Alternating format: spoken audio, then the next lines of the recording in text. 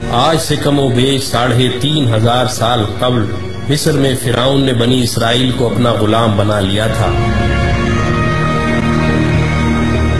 جب حضرت موسیٰ علیہ السلام بنی اسرائیل کو غلامی سے نجات دلوانے کے لیے مصر سے نکلے تو فرعون انتہائی تکبر سے بنی اسرائیل کے تعاقب میں اپنی عظیم فوج کے ساتھ روانہ ہوا، لیکن جب وہ ان کے قریب پہنچا تو اللہ کے حکم سے آسمانی آگ نے اس کا راستہ روک لیا۔ اس وقت حضرت موسیٰ علیہ السلام نے سمندر میں اپنا عصا مارا تو بحر قلزم 2 حصوں میں تقسیم ہو گیا اور لاکھوں کی تعداد میں بنی اسرائیلی سمندر کے درمیان بننے والے اس عظیم راستے سے گزر گئے۔ اور جب فرعون کی فوجوں نے اس خشک راستے سے گزرنا چاہا تو اللہ نے سمندر کو آپس میں ملا کر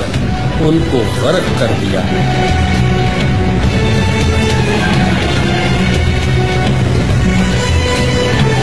یہودیوں اور عیسائیوں کے عقیدے کے مطابق فرعون کی تمام فوج تو غرق ہو گئی تھی، لیکن فرعون کنارے پر ہونے کی وجہ سے ڈوبنے سے بچ گیا تھا اور بعد میں وہ اپنی طبعی موت مرا تھا۔ 1898 میں مصر کی مشہور کنگز ویلی دریافت ہوئی، جہاں مختلف مقبروں میں فرعون سمیت دیگر کئی بادشاہوں کی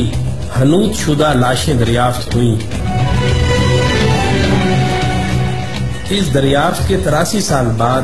1981 میں جب فرعون کی ممی خراب ہونے لگی تو اس وقت کی مصری حکومت نے فرانس سے درخواست کی کہ وہ فرعون کی ممی کو نہ صرف خراب ہونے سے محفوظ کرے بلکہ اس کی موت کی اصل وجہ بھی معلوم کرے۔ جب فرعون کی ممی کو ایئرپورٹ پر لایا گیا تو فرانسیسی صدر متران سمیت تمام وزراء، افواج کے کمانڈروں اور فوجی دستوں نے فرعون کی ممی کو اس طرح سلامی دی جیسے ایک عظیم بادشاہ کو دی جاتی ہے۔ اس کے بعد فرعون کی ممی کو ماہر ڈاکٹروں کی ٹیم کے حوالے کیا گیا جس کے سربراہ ڈاکٹر مورس بکائے تھے۔ ممی کے مائکروسکوپک ٹیسٹوں سے پتہ چلا کہ فرعون کی لاش پر سمندری نمک کے ذرات موجود ہیں، جو اس بات کا واضح ثبوت تھا کہ فرعون اپنی طبعی موت مرنے کے بجائے سمندر میں ڈوب کر مرا تھا، جس کے فوراً بعد اس کی لاش کو سمندر سے نکال کر حنوط کر دیا گیا تھا۔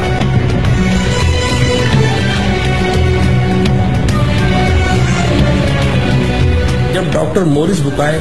آخری رپورٹ مرتب کر رہے تھے تو ان کو بتایا گیا کہ مسلمانوں کی مقدس کتاب قرآن مجید میں لکھا ہوا ہے کہ اللہ نے فرعون کو غرق کر کے اس کی لاش کو عبرت کے لیے محفوظ کر دیا تھا۔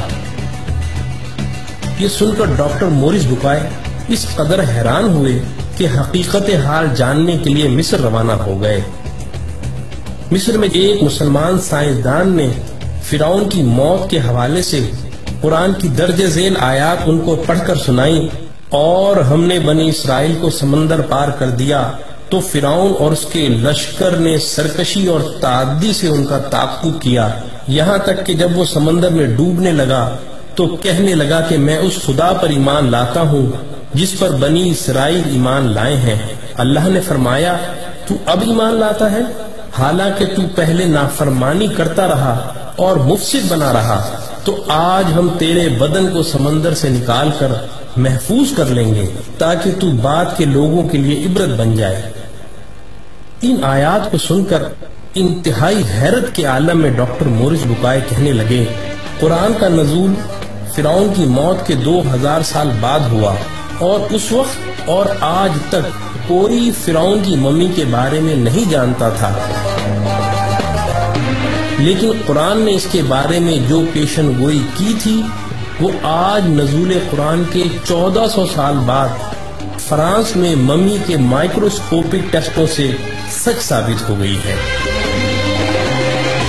تو بھائیو، ایسا قرآن کسی انسان کا کلام تو ہو ہی نہیں سکتا۔ یقیناً یہ اللہ کا کلام ہے۔ یہ کہہ کر انہوں نے بھرے مجمع میں کلمہ پڑھ کر اپنے مسلمان ہونے کا اعلان کیا۔ یہی وہ ڈاکٹر مورس بکائے ہیں جن کی مشہور زمانہ کتاب قرآن، بائبل اور سائنس نے آج پوری دنیا میں تہلکہ مچایا ہوا ہے۔